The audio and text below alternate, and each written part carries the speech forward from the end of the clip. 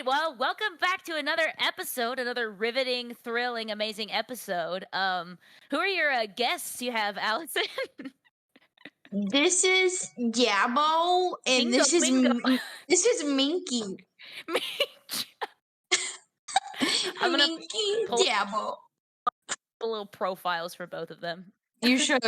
No, this is Minky Winky and Mildred. Jabbo, our two favorite. This is Mildred. She's very beautiful. She's A sweet sweet lady. girl. She does not want to be pet. And here's She said, Jabbo, "Leave me and alone." he's Oh, biting me. instantly. Yeah. I love that. Honestly, if they weren't like 80 cat years apart, they would make a nice, cute, like opposite attract couple, you know? 80, 80 cat ears. Thank you. Mildred is an old girl. Okay. She's a steel magnolia. She's in her prime. I hope she has I don't know. I should do scientific research experiments on lobsters and figure out how they live forever and True. then put that gene in her so Mildred can live forever. Live forever. We just No, took come back. said I'm off to find that gene. I'm gonna get that lobster.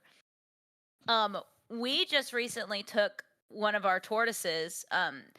One of Andrew's neighbors had like a full pen where he had multiple tortoises, but they unfortunately died in the freeze. They got too cold. What? Yeah, so they all died. So he didn't have any, and he reached out. He was like, "Hey, I don't have any tortoises to take care of right now. If y'all want, because our tortoise, we just recently learned that he is a she." Yes, I saw that. that was hilarious. We're still gonna call her Greg. Her name is Greg. But she's about like this big, this rotund. And she needed to be outside.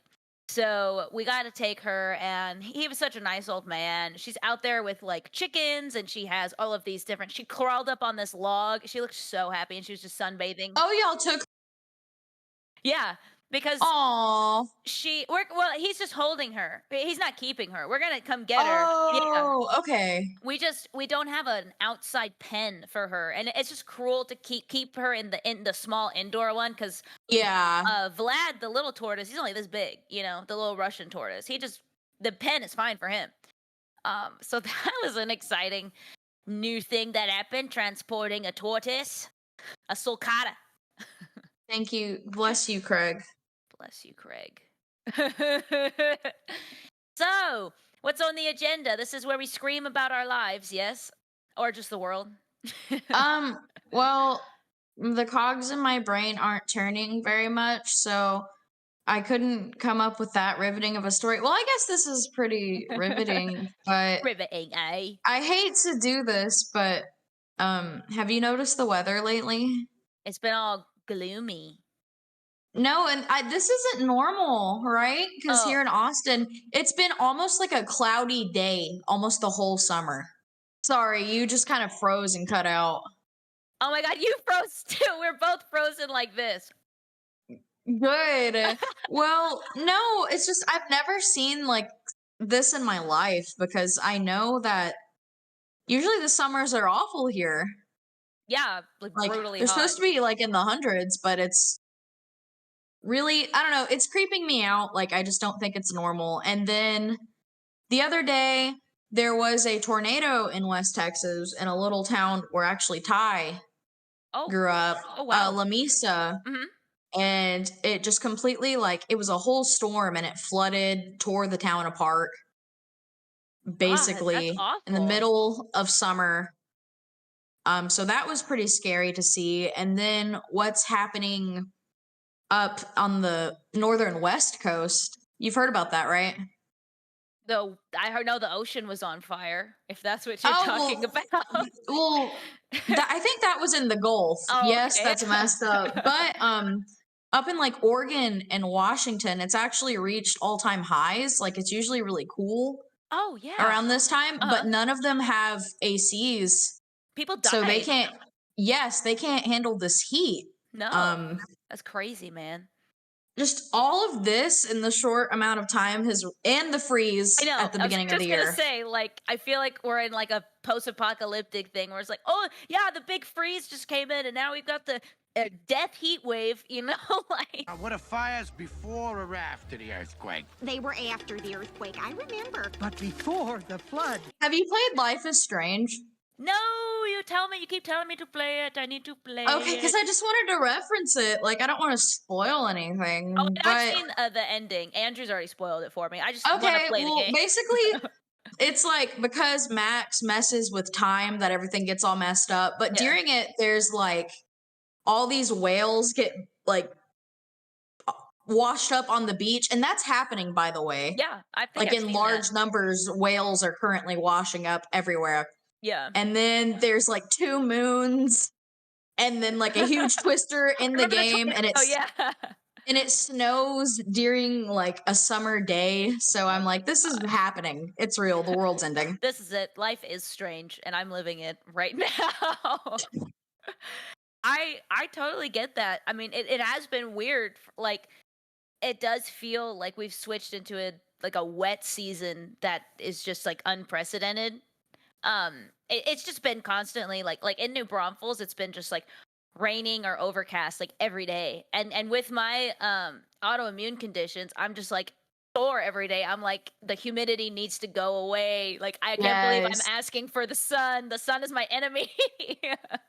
No, like, not to just keep harping, but Do it. hopefully it doesn't get worse, but I bet it will because of these greedy. Oh, goodbye, Craig. No, he's here. You're there, Craig? Okay. Us, no. Oh, I think Uh, Groovy left us. oh, Groovy left. That's fine. I was just bumping tunes earlier. But Groovy's like, I guess you don't need me. I'm kind of scared to see what's going to happen because we are such like, I hate to say this, but like small voices in the midst of everything. Absolutely. And these companies are literally ruining the environment. And they don't care. And no, and there's nothing we can do about it. So No matter, I have a hybrid car now, and that's not going to make any difference compared to if a like Coca-Cola company just shut down. It's everybody else's responsibility, you know? It shouldn't be. It should be everybody, including the companies. and like, and I don't know what it's going to take to like push for the change that's needed. Like, I'm almost like, I'm wondering if it's going to have to be like a working class like revolution at some point. I feel like that's already happening, like in the It's going to making. be like, You know, I'm scared it's just going to be like a full out war just because of these like the greedy 1%. Anyways, sorry to like go all crazy. no, I totally agree with you. It's totally ridiculous that it's literal. Like, the thing that I always go back to is like, money isn't real. Like, you can't buy anything if the planet's not here. So like, Right. it makes no sense to me. Well, if everybody just, it's just, what sucks though is it's not possible to just not buy shit for a day. Yeah, exactly. There's no Like, ethical consumption under capitalism, anyways. So you can't. You have to participate in society. You can't just not buy food for yourself. You know. and then it's like, it's illegal to be homeless basically. It's ridiculous. So if you Yeah. just stepped back, like you're going to get in trouble. Especially what's happening here in Austin is really messed up too with all the gentrifying and they're literally trying to ban homelessness. And it's like, Yeah. okay, then what? Where are they gonna Like, what are they going to do? And incarcerate them to where they get free food and like shelter over their head where it costs them fucking money to do to it? take care of them? Like, That's because Lord. there have been a lot of reports coming out of exploited slave labor, basically by using prisoners for like for work. And that's the thing, is they want to incarcerate you so then they can further, extort you by using you as some sort of like Yes. physical, and they don't have to pay you because you're a prisoner and you no longer have rights. Even though I don't know in the Constitution where it says just because you're in jail you don't have rights. Well, yeah, like, and did you notice? I don't know how far back this was, but I remember seeing an article and it was like, well, all these prison men are out fighting fucking forest Yeah, fires. the firefighters, yeah. And where are the actual firefighters? They're probably there too, but the prisoners aren't getting fucking paid and they're risking their lives. It's unconsensual. Like, Yeah, it's ridiculous. so, anyways, I don't know. I got nothing. Hey, I mean, not to be really cheesy, but sometimes the really big horror story is actually real life, dude, That's where I was coming from today because I can't freaking stop thinking about it. And I feel like everyone has just given up because no one talks about it. I think so. A lot of the time, I'm just like, if I start caring too much, it's going to overwhelm me how much everybody else does not care. And it's almost like I have to take a step back and not care about it for my own sake. Otherwise, I'm going to have like another mental breakdown. Well, then it feels like you're just like living in a simulation or being like gaslit by the entire world. Yeah, like it's not a problem as the forest is on fire, as polar bears are going extinct, as we're dropping ice cubes in the ocean like in Futurama. Ever since 2063, we simply drop a giant ice cube into the ocean every now and then. And I hope that, this is the only thing we can do is use whatever platform we have to say we need to fix this, This is literally all that we can do, and we're doing it. And sometimes that has to be good enough, I think. Because it is scary to be like, how am I going to compete with this corporation and all their influence and their power and their money? And this is Well, shout out to our loyal 30 viewers that will see our this. single patron, our father, Charles Tyler. Yep. Bless him. Bless him and everybody who supports us. And take care of the environment, y'all. I'm just going to throw that out there because it's literally going to go away if we don't.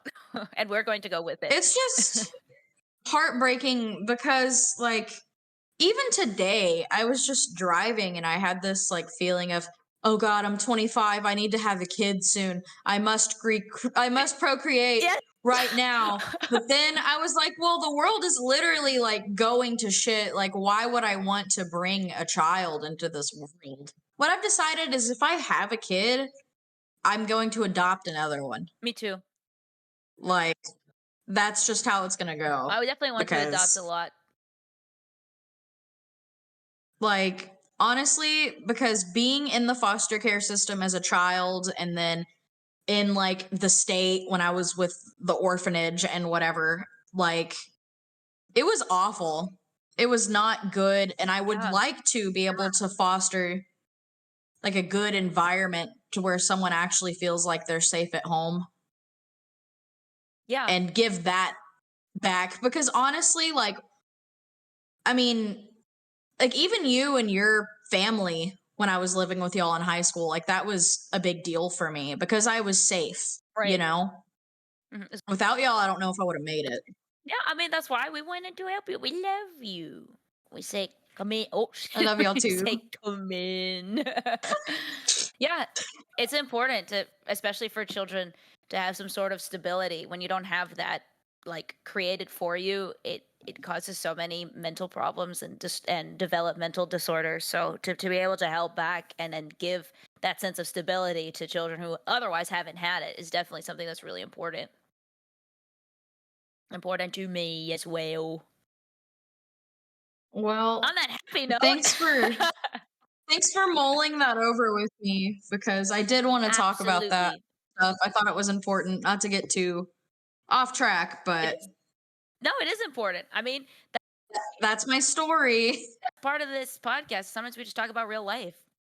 Mm-hmm. My story is the world is bad and I hate it. Sometimes that's the story, my dude. Well, my story is also bad and I kind of hate it because it makes me feel gross things inside. For this specific case, I'm an empath and I can feel things that happen to other people. But I no, feel no that. kidding. Sometimes whenever I'm reading these cases and it talks about things that are done to the body, I'm just like, ooh, oh, ah, I can feel it happening to me. What's your Myers-Briggs? Oh, which one is that? Which it's letters? The one I'm an ENFP. Oh, I'm an ENTP. I'm the debater. Okay, I'm the campaigner. Wow, Together. that's good. You campaign and then I argue with everybody. and then we Yeah. Yeah, I represent you, and then you argue your points. See, we could make lawyers as well. A and A. Yeah. I don't really know what ENFPs are supposed to like. They're artsy or definitely. They get shit on a lot. Oh, really? I had no idea. Yeah. But I don't know. Not to shit on any of the INTJ listeners here, but y'all are scary. Y'all are freaky. Y'all are weird. What is Andrew? I think Andrew is one of the more rare ones. He's called an IS. I think it's ISTP. It's Oh called. yeah, that is like the rarest one, isn't it? Yeah, it's called the virtuoso or something like that. Anyway, yeah, he's that one. So like almost the complete opposite of me. He's an IS and I'm an EN, but we're both TP. We're both toilet paper. Everyone, I'm like most of my best friends are also ENFPs, which I think is really funny. Y'all campaign everybody around. You're just a gaggle of campaigners. Wait, what's your okay? This is so off track. We're What's your doing it. Enneagram? What's your Enneagram? Oh, I think I did just take that. What? Remind me what that means. I don't freaking know, but all I know is that I'm 4, You're a which means that we're 4. the I'm an 8. very emotional ones. 8? Yeah, 8 is called the Challenger. I remember this now. It's like the same thing as the debater. Hey, that's what I'm saying. I'm just in every personality test. If there is an angry person that argues with everybody and challenges everything, that's me. Unfortunately. That's so Gemini of you. I have my moon in Gemini. Oh no, my sun in Gemini, my moon in Scorpio. So don't mess with me. Oh hell. Let's see. Mine makes total sense. It's my moon Okay. is Capricorn, which I don't think I'm Capricorn. I don't really feel like it, but I guess I am. That's my moon. And that's my Pretty chill, sun. yeah. My moon is Cancer, which means I'm just like a sad sack of shit. And then my rising is Taurus, which makes sense. My rising is Cancer. Oh, intriguing. A Oh. rising Taurus. I've never perceived you as a Cancer though. Like because the rising is what people would think you are, right? I have no idea. I think that maybe. I think I had it backwards. I'm either a rising Cancer and a descending Libra, or a rising Libra and a descending Cancer. I sometimes get it backwards. Okay, just add me on CoStar later. We'll figure it out. Anyways, I'll shut We'll go up. over each It's your other's story. No, you're fine. You're fine. You're also frozen. This is gonna be great. You're frozen so much. I may just start like animating your mouth, like with a puppet thing. You're frozen on my end and your sound cuts out. So if I'm Okay, well- interrupting you, it's because your sound went out. No, you're fine. You're fine. Can you hear me now? Yes. Okay, cool. Yeah, let's just go. Let's just dive into this story.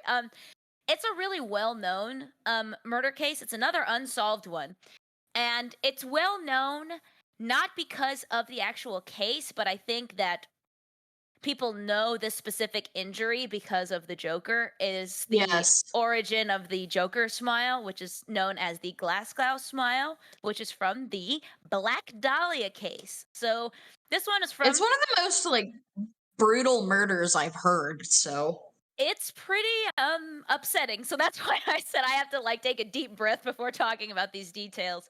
And just to give a trigger warning before we start, we will be describing some mutilations. There is also an element of sexual assault in this case. I will not be discussing it. It happened, and you can read about it in the case.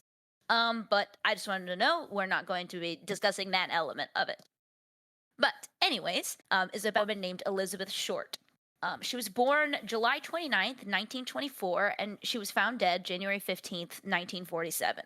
She was a native of Boston, even though she spent most of her life in a town called Medford, which was nearby. And then later in life, she would go between Florida and California, where her father lived. it happened in California, right? Not to like spoil everything. Yeah. It's No? in California. Yeah. Okay. Yeah. So that's she was like the thing about this story is that it's like that doe-eyed girl from the country town wants to go be a movie star, you know?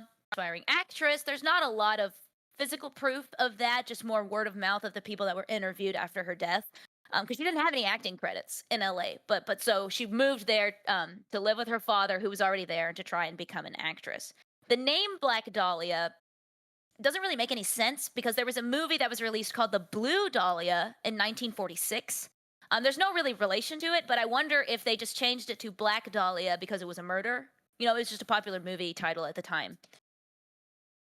It's still, like I said, one of the most famous unsolved cases, and it was one of the most well-known crime after World War II to get national attention. So it was a big deal coming back from the war. This was like basically the next thing that was on the big national headlines.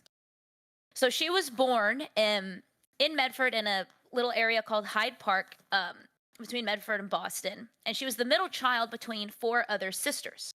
So it was just all women. Her father lost a lot of money in the market crash of the 1930s, the Depression, and subsequently committed suicide. That's what they thought at the time. Father? No, father.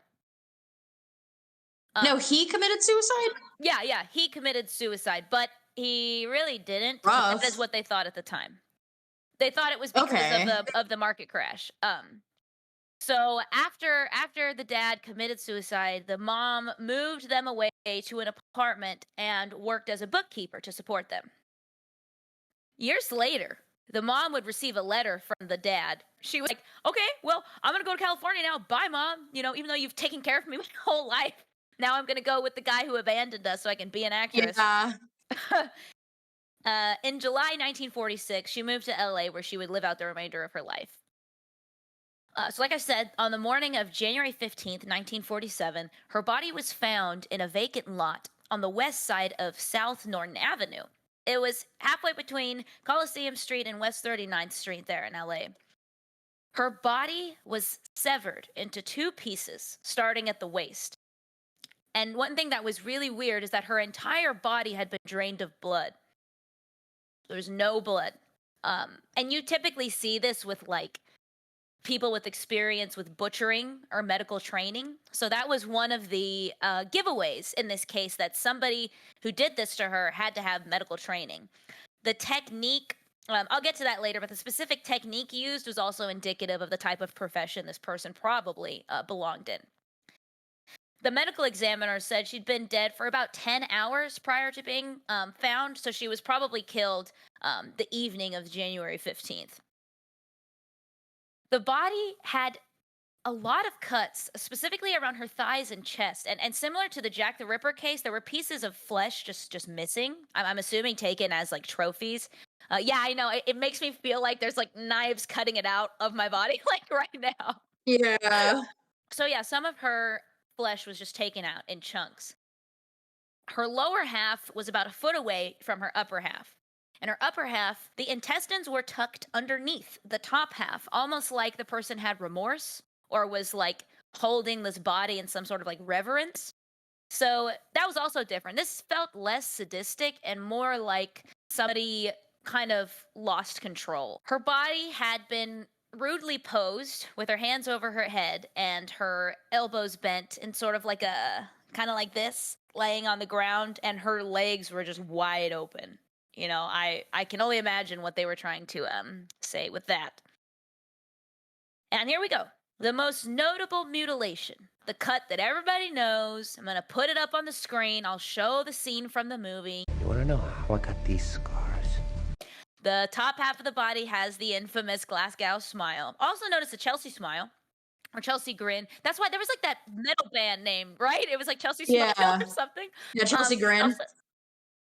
So the cuts start right at the edge of the lips, and they went almost up to her ear, maybe about right here.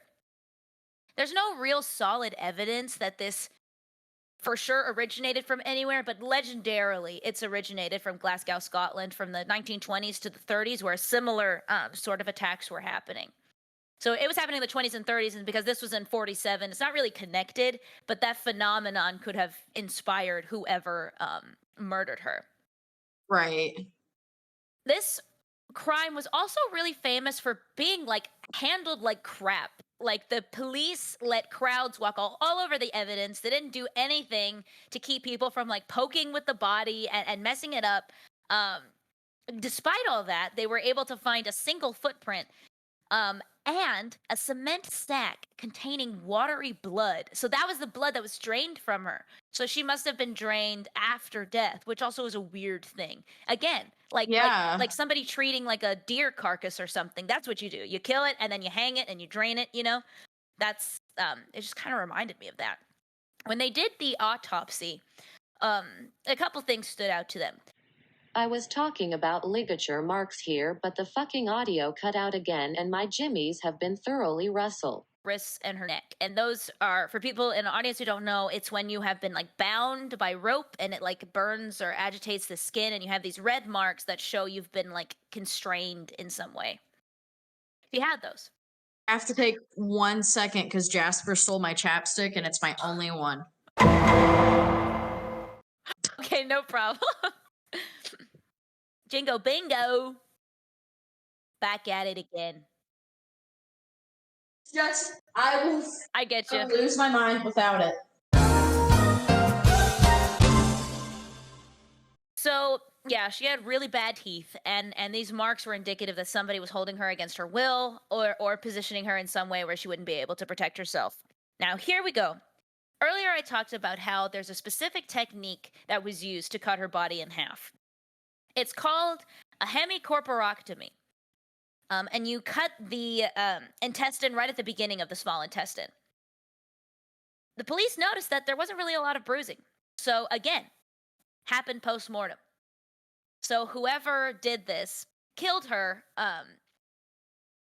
Yeah, because her, I'm sorry, I skipped over this part. When they examined her head, her skull wasn't fractured, but there was a lot of bruising and bleeding that indicated that she received some blunt force trauma to the head, and they utilized that as the main cause of death. So she gets knocked out. She dies from shock. And then whoever is assaulting her ties her up, takes her out to this parking lot. I think actually, well, they probably did it at the same time. They probably cut her in half and drained the blood at the same time. And that's just it was almost like ceremonial, you know? All these specific steps, it felt almost ritualistic. Such a big contrast to the Jack the Ripper, where there was obvious disdain and hatred.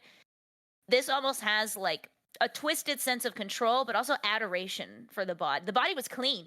I forgot to mention that the body was washed and makeup was put on it, if I remember correctly. So, it's crazy. So, like Jack the Ripper, a lot of unsolved murder cases, this happened with the Zodiac Killer as well. There's obviously people who will try to claim that I am the killer. I am the one who did blah, blah, blah, blah, blah. In 1947, on January 21st, so 6 days after the body was found, James Richardson was then the editor of The Examiner. He received a phone call from somebody claiming to be Elizabeth Short's killer. But they weren't able to trace the call. They weren't able to examine anything. And as the days were going on, they were getting more and more stuff sent in, like postcards, photographs. It was just a wild goose chase to try and get any sort of evidence. The only thing that seemed connected to the case was a suicide note that was found on March 14th. It said, "To whom it may concern, I have waited for the police to capture me for the Black Dahlia killing, but they have not. I am too much of a coward to turn myself in, so this is the best way out for me. I couldn't help myself for that, or this. Sorry, Mary." And we don't know who Mary is. We don't know if this person is connected or if this is some crazy person projecting onto the scene. But that was literally like the biggest piece of evidence besides this like random pocketbook with addresses in it. Like I said, this address book had belonged to a guy named Mark Hansen. On February 1st, the LA Daily News reported the case had run into a stone wall. There were no new leads, and the story remained on the front page for 35 days and then just blended into history.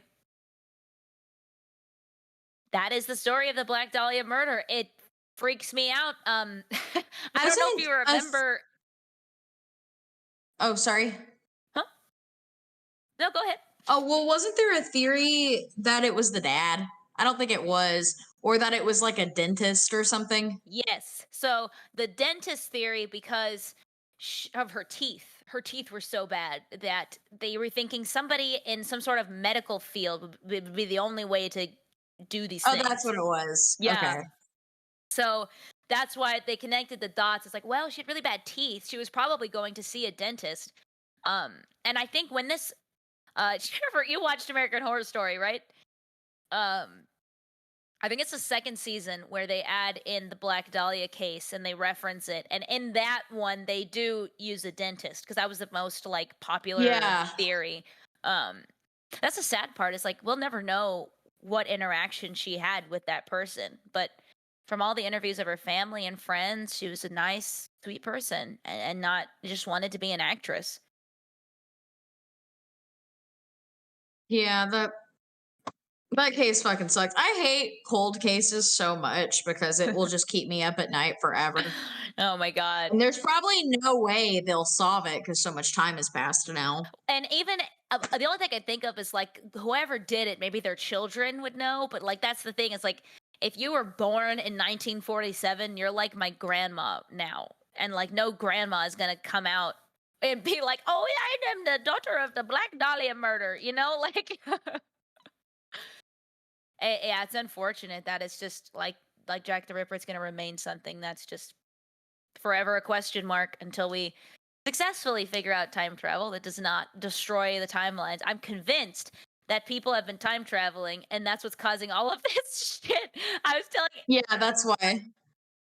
time travelers are changing very small things every year and it's pissing me off. Stop making me remember things incorrectly. Well, thank you so much for that Absolute wonderful tale. story. It's been a while, guys, but thanks so much for tuning in. Absolutely. Thanks for coming into this wonderful, not technologically challenging episode at all. Yeah, it was great, And we will have and it was got a smooth lot as more butter. content coming. Smooth as chunky peanut butter. Oh. I just want to zoom in on Mildred because she's in a turtle mood right now. Just Hold on. Mingu, say bye, everybody. Bye. Oh, she turned away. Mingu says, "Stay spooky, friends, and take a nap." Jingo's already taking his nap. Bye forever. Bye.